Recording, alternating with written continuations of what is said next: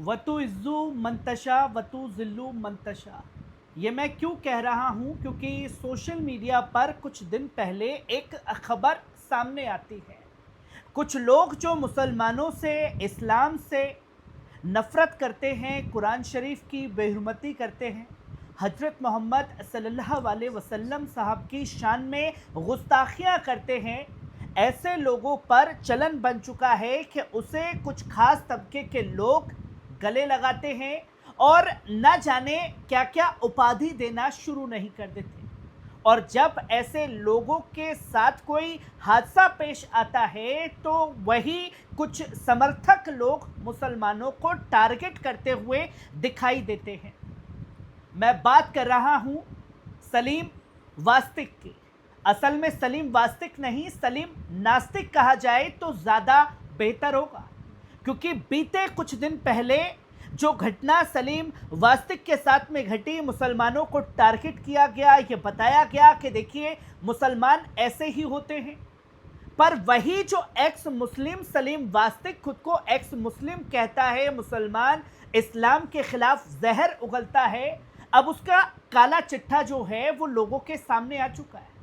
जहां हमने देखा कि कैसे एक पवन बंसल नाम के छोटे बच्चे का कत्ल किया गया, 30 साल बाद उसको गिरफ्तार किया गया, क्योंकि वो जमानत के बाद भागा हुआ था। अब तस्वीर सामने आई, खुलासा हुआ तो गिरफ्तारी हुई। इस पूरे मामले पर बारीकी से बात करने के लिए हमारे साथ आरिफ अखलाक मौजूद हैं। कैसे देखते हैं आरिफ के एक ख़ास तबका है जो ख़ास तौर पर नफ़रत को ज़्यादा बढ़ावा देता है, उसी में से एक ये, और ये मामला जो है, अगर उस टाइम पर कोई खुदा ना खास्ता हादसा हो जाता तो आज न जाने कितने मुसलमानों का यूपी पुलिस एनकाउंटर कर देती। अब यही व्यक्ति खुद हिंदू के कत्ल में अंदर गया हुआ है, कैसे देखा और समझा जाए? देखिए, सबसे पहले तो ये हमें समझना चाहिए, जैसा कि आपने कहा सलीम वास्तविक एक्स मुस्लिम, तो जब वो ऐलान कर रहे हैं इस बात का कि भाई हम अब मुसलमान नहीं हैं, हमने इस्लाम छोड़ दिया है और इस्लाम के ख़िलाफ़, कुरान के ख़िलाफ़, इस्लाम की जो वैल्यूज़ हैं उनके ख़िलाफ़ वो खुला बयान दे रहे हैं, तो एक्स मुस्लिम ये कोई उपाधि है क्या? ये क्या मूवमेंट है कोई? ये एक्स मुस्लिम में होता क्या है और ये कब से चल रहा है? या अगर आपको मुसलमानों से इतनी नफ़रत है तो सबसे पहले तो आप ये हटाइए, मुस्लिम हटाइए अपने नाम में से। आप नास्तिक कहिए या किसी भी धर्म में आप शामिल हो रहे हैं तो उस धर्म का आप अपने आप को मानिए। आपने अपना नाम भी चेंज नहीं किया और एक्स मुस्लिम लगा रहे हैं, तो इससे ही पता लगता है ये एक प्रोपेगेंडा चल रहा है। ऐसे बहुत सारे लोग हैं जो इस वक्त इंडिया के अंदर हुकूमत के मेहमान बने हुए हैं, या हुकूमत के जो ऐसे ऑर्गेनाइजेशन चल रहे हैं जो नफ़रत फैलाने का काम करते हैं, चाहे वो बजरंग दल हो या विश्व हिंदू परिषद हो, आरएसएस हो या हिंदू रक्षा, ऐसे बहुत सारे संस्थान इनके हैं, संस्थाएं। तो ये लोग उनको सपोर्ट कर रहे हैं, उनको फंड कर रहे हैं और ये मुसलमानों के ख़िलाफ़ एक माहौल खड़ा कर रहे हैं। तो ये एक प्रोपेगेंडा है, इसके ख़िलाफ़ खुद हिंदू समाज के लोगों को आवाज़ उठानी चाहिए और बहुत सारे लोग आवाज़ उठा भी रहे हैं। बात की आपने सलीम वास्तविक की, तो ये तो एक अपराधी है, खुल के सामने आ गया ये तो।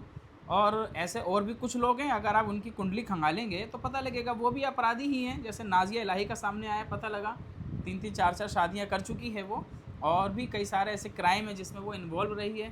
तो ये जो हत्यारे हैं, ये जो बलात्कारी हैं, ये जो बड़े बड़े क्रिमिनल्स हैं, ये सारे इन्हीं के साथ क्यों खड़े होते हैं? ये जो लोग गाय के नाम पे, गोरक्षा के नाम पर वसूली कर रहे हैं, ये जो पूरा गोरख धंधा चला रखा है, ये पूरा उन्हीं के साथ मिली हुई लोगों की टीम है। और बड़े लेवल पर अगर आप देखेंगे तो इसी भारत की हुकूमत के लोग मेहमान रहे हैं, तारिक फ़तेह जैसे लोग, तस्लीमा नसरीन जैसे लोग, सलमान रुश्दी जैसे लोग। तो ये तो हुकूमत का प्रोपेगेंडा है कि किस तरह से मुसलमानों के ख़िलाफ़ एक माहौल बनाया जाए और ये जो वोट का पोलराइजेशन है इसको थोड़ा सा आसान किया जाए। तो ये हुकूमत की साजिश है। क्योंकि ये साजिशें तो लगातार हम देखते रहते हैं, क्योंकि कई ऐसे नाम हैं, मतलब आप किसी को अपना कर्म छुपाने होंगे तो वो मुसलमानों को गाली देगा, और हुकूमत के कुछ लोग और हुकूमत को मानने वाले लोग उन्हें गले लगाएंगे। ऐसा आखिरकार कब तक चलेगा कि मतलब सबसे सॉफ्ट टारगेट आज के टाइम पे बन चुका है इस्लाम, जिसको टारगेट करो और कुछ लोग आपको बिल्कुल भगवान की उपाधि दे देंगे। देखिए, सॉफ्ट टारगेट इनको लगता है क्योंकि इस्लाम की कुछ वैल्यूज़ हैं उनको सब्र सिखाया गया है, उनको जुल्म के ख़िलाफ़ लड़ने का एक तरीका बताया गया है। हुकूमत के ख़िलाफ़ आवाज़ उठानी है तो उसका क्या तरीका होगा, वो तरीका है वो अपने उसूलों में रहकर काम करते हैं, एक दायरे में रहकर काम करते हैं। आप आज़ादी से लेकर अब तक मुसलमानों का अगर तज्ज़िया करेंगे, एनालिसिस करेंगे, तो पता ये लगेगा कि मुसलमान कभी भी कम्युनल नहीं रहा। मुसलमानों ने हर सेकुलर पार्टी को जिताया, हर सेकुलर पार्टी को वोट दिया। उन्होंने ये नहीं देखा कि कैंडिडेट अगर मुसलमान नहीं है, लीडरशिप मुसलमान नहीं है, तो हमें वोट नहीं देना। ऐसा उन्होंने कभी फैसला नहीं किया।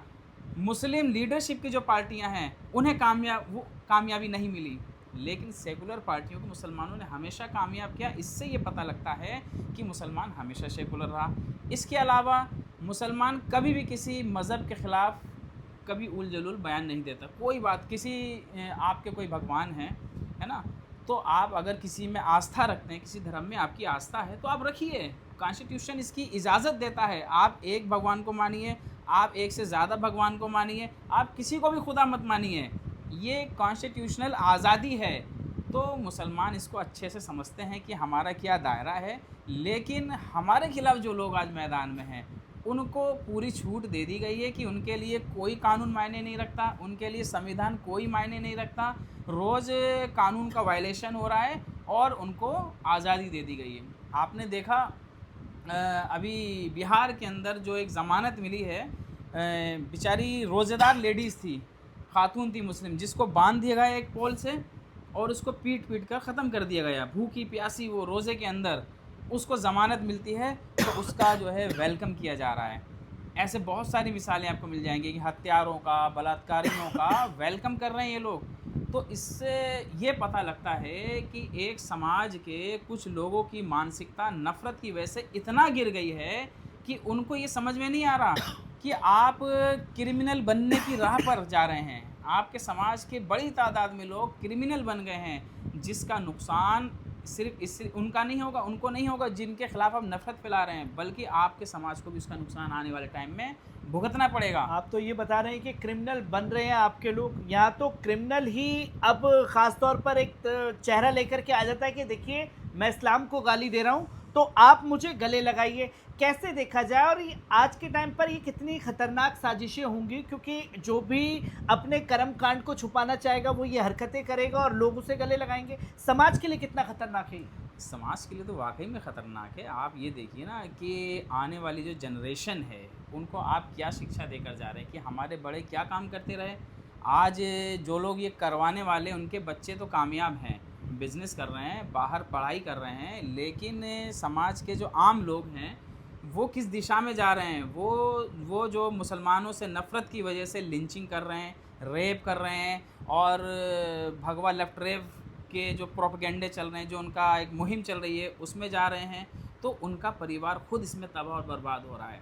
और एक बात मैं आपको बताऊं, बहुत अहम बात, इस्लाम की खासियत है, हर दौर में ये रहा है कि जितना इसको दबाने की कोशिश की जाएगी, जितना इसको बदनाम करने की कोशिश की जाएगी, ये उतना उभर करके, उतनी ज़्यादा मजबूती से उभर के सामने आएगा। मक्का के हालात आप उनसे वाकिफ़ होंगे। तो जब शुरुआती दौर था मक्के का, तो कुफ़ार और मुशरिकीन ने पूरी ताकत लगा ली कि किसी तरह से मोहम्मद सल्लल्लाहु अलैहि वसल्लम को रोका जाए कि ये पुराने अपने बुज़ुर्गों के दिन पर कायम रहें और नए दिन की तबलीग ना करें, क्योंकि उससे उनको अपनी हुकूमत, जो उनकी सरदारी थी, उस पर ख़तरा नज़र आ रहा था। जो उनके ऐशो आराम थे वो उनको ख़तरे में नज़र आ रहे थे। तो उन्होंने क्या करा कि मक्के में जो बाहर से, दूसरे शहरों से जो ताजिर आते थे तिजारत करने के लिए, या जो हज करने के लिए लोग आते थे, उन्होंने प्लानिंग की कि हम किसी तरह से मोहम्मद के ख़िलाफ़ जो है यहाँ एक पूरी टीम खड़ी कर देंगे, और ये जो है वहाँ बाहर से आने वाले लोगों को बताएंगे कि मक्के में एक ऐसा आदमी है जो बाप और बेटे के बीच में जुदाई डलवा देता है, जो मियाँ बीवी के बीच में लड़ाई करवा देता है, जो अपने बुज़ुर्गों के दीन को नहीं मानता। तो इस तरह से लोग खड़े हो गए मक्के के बाहर इस्लाम के ख़िलाफ़, वो ख़राब ख़राब बातें करने लगे। तो जब लोगों ने ये सुना कि मक्के में कोई ऐसा आदमी है, किसी नए दिन को पेश कर रहा है, तो आप ये देखिए कि इस्लाम को फ़रोग़ देने में, इस्लाम के प्रचार और प्रसार में इससे और ज़्यादा मदद मिली। उन्होंने सोचा कि आखिर हम भी तो दिमाग रखते हैं, हमारे अंदर भी तो अक्ल है, ऐसे थोड़ी हमें कोई बेवकूफ़ बना देगा, तो आखिर सुन के तो देखें आखिर वो आदमी कहता क्या है। तो उन्होंने जो है मुलाकात की, उन्होंने सुना अल्लाह के नबी को।